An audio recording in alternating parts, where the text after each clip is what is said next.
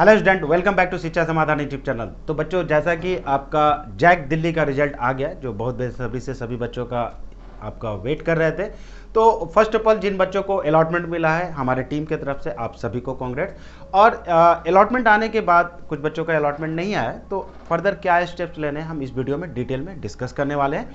तो आज का जो हमारा मेन एजेंडा है कि आपका जो राउंड 1 का पब्लिश हुआ है, जो है आपका रिजल्ट, तो नो अलॉटमेंट है या कोई बच्चा अभी भी अप्लाई नहीं किया है और वो चाहता है कि अप्लाई करना है तो उनको क्या करना है, या किसी को अलॉट हुआ है तो क्या करना है उनको, फर्दर क्या स्टेप्स लेने हैं। और फिजिकल रिपोर्टिंग दिल्ली रीजन के है, दिल्ली से आप बाहर के हैं, तो बेसिकली क्या आपको फॉलो करना है स्टेप्स, या कब आपको रिपोर्ट करना है, तो डिटेल में हम डिस्कस करने वाले हैं। क्या आपको कुछ की पॉइंट्स हैं उसको भी हम डिस्कस करेंगे, जो आपको जैक के दिल्ली के काउंसलिंग में आपको ध्यान रखने हैं। फ्री स्लॉट वगैरह के भी बारे में बात करेंगे कि क्या इसमें एक्शन लिया जाता है। तो देखिए, first of all, no allotment का कोई मेजर एक्शन नहीं है, कोई भी एक्शन आपको नहीं लेना है। दैट मीन्स कि आप नेक्स्ट राउंड में ऑटोमेटिकली चले जाते हैं, बाय डिफॉल्ट आपका फ्लोट ही होता है, तो आपको कोई भी एक्शन नहीं लेना है। नो अलॉटमेंट है, जस्ट वेट करना आपको नेक्स्ट राउंड के लिए। नेक्स्ट राउंड में आपके चॉइस के अकॉर्डिंग डेफिनेटली अलॉटमेंट आएंगे। नेक्स्ट हम देखते हैं जो न्यू स्टूडेंट है। एक मेजर ये क्वेरी है बच्चों का, कुछ बच्चों ने अप्लाई नहीं किया, जैसा कि क्वेरी आया वो अब अप्लाई करना चाह रहे हैं।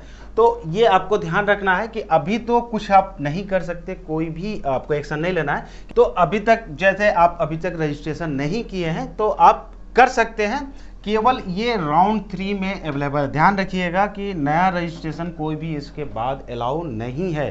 तो आपको अभी तक अगर रजिस्ट्रेशन नहीं किया तो डेफिनेटली इसमें रजिस्ट्रेशन कर लीजिएगा राउंड 3 में। अभी राउंड 2 में कोई भी अलाउ नहीं है नया रजिस्ट्रेशन का।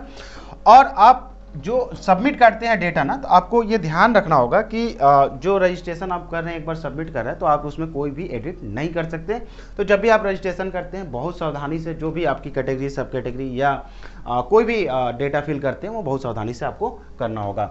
तो अब हम देखते हैं नेक्स्ट जो है, ऐसे बच्चे जिनका अलॉटमेंट आया है। तो अलॉटमेंट आया है, बहुत ही मैंडेटरी है कि जब अलॉटमेंट आया है दैट मीन्स कि आपको फिजिकली रिपोर्ट करना है, जो भी कॉलेज मिला वहाँ जाना है।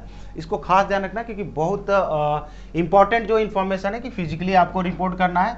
4 अक्टूबर तक आपको रिपोर्ट करना है। लेकिन ये भी ध्यान रखिएगा कि आपके रैंक, कैटेगरी, सब कैटेगरी और रीजन, इसके बेस पर अलग अलग डेट दिया गया है, जो अभी फर्दर आगे हम स्लाइड में डिस्कस करेंगे।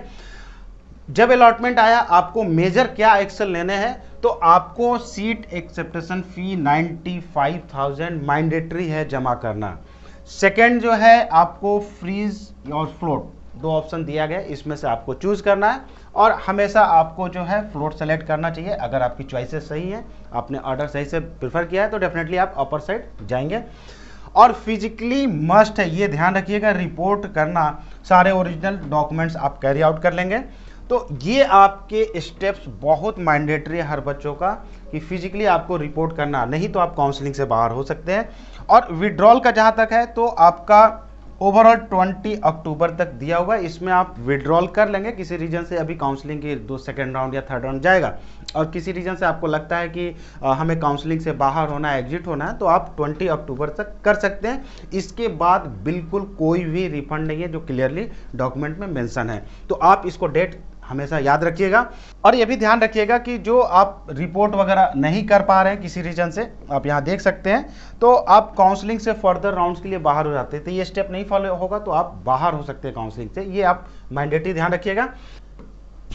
तो देखिए, दिल्ली रीजन के जो बच्चे हैं, बहुत मैंडेटरी है कि आपको फिजिकल रिपोर्ट मस्ट है, आपको वहाँ जाना है कॉलेज में। तो सभी कैटेगरी वाइज अलग अलग एक रेंज दिया गया कि अब किसको जाना है, तो इसको बहुत ध्यान से इसका स्क्रीनशॉट ले सकते हैं, और इसको ध्यान रखना आपको डेट्स वगैरह।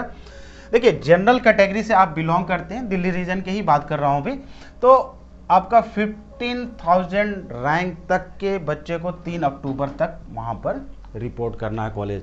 और जनरल से ही बिलोंग कर रहे हैं आप, और आपका 15,000 प्लस, तो इसमें आपका 15,000 मतलब आपका अप टू 15,000 है। यहाँ 15,000 से ज़्यादा रैंक जिन बच्चों का है, वो 4 अक्टूबर तक रिपोर्ट कर सकते हैं अपने जो कॉलेज आपको अलॉट हुआ है।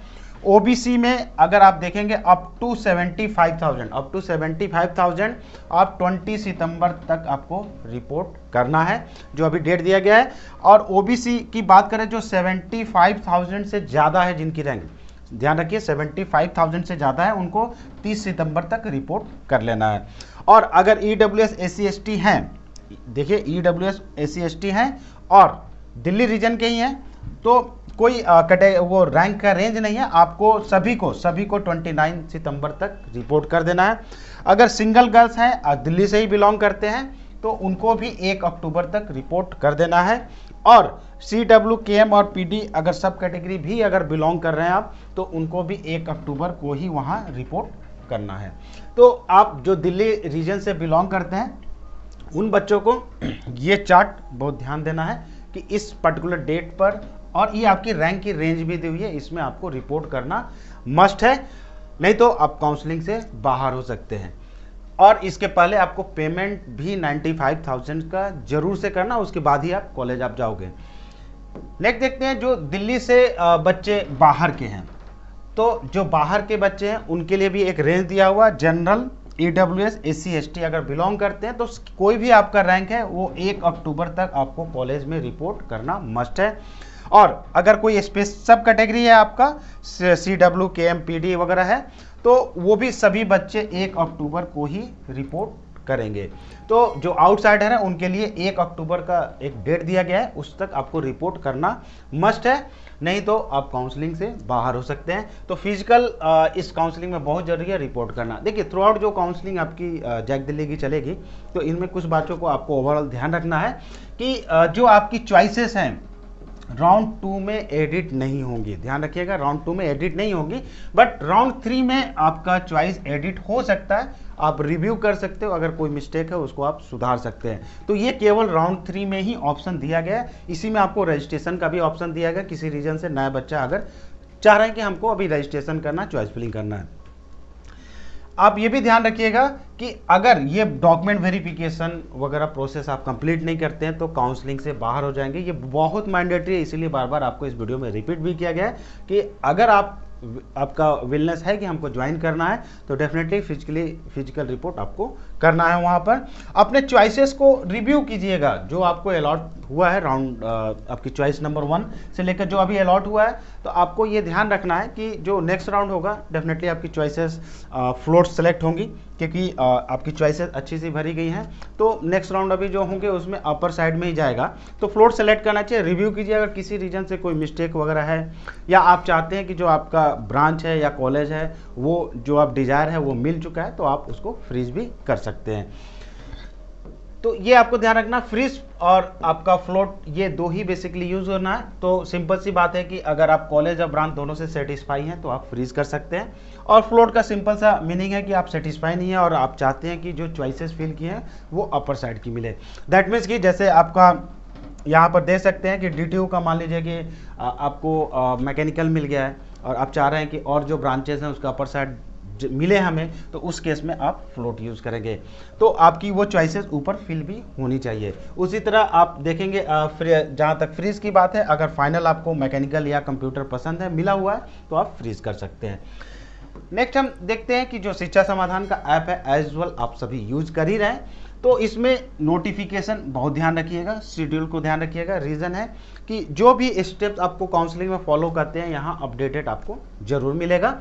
साथ में कॉलेज ब्रांच कंपैरिजन, जहाँ तक अभी बात किया हमने कि जो आपको कॉलेज मिला है तो फर्दर जो आपके एबव चॉइसेस हैं उसमें कौन सा बेटर है, ये कंपैरिजन आप बहुत अच्छा कर सकते हैं, जिससे कि आपको फ्रीज या फ्लोट क्या करना चाहिए ये भी आपको हेल्प करेगा इस चीज़ में।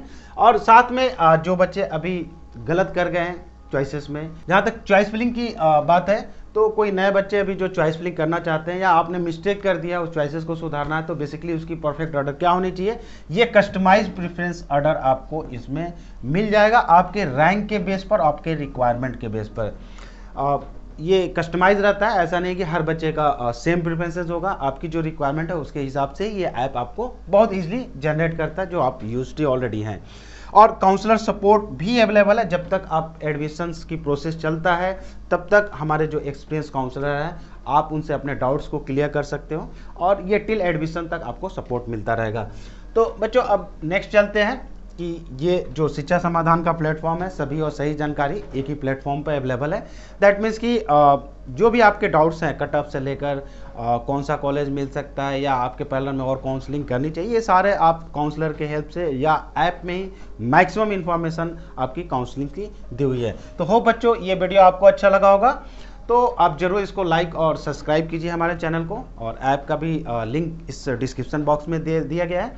अगर कोई भी डाउट है तो डेफिनेटली आप कमेंट सेक्शन में अपने डाउट्स को डालिए और हमारे एक्सपर्ट आपको डेफिनेटली जवाब देंगे। तो see you next video, thank you. Think admission.